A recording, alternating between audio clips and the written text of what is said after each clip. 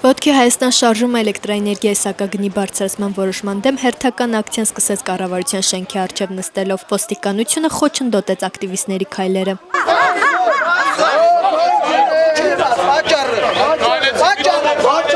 Կառավարության շենքից հետո Դավիթ Սանասարյանը հասավ Հանրապետության հրապարակի կենտրոնական հատված, որտեղի սկզբանե նախատեսված էր նստացույցը։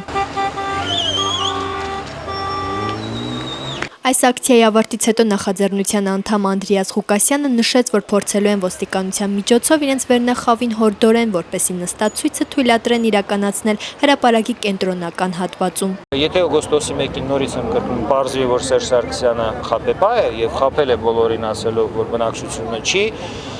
բարձրացնի սակագները։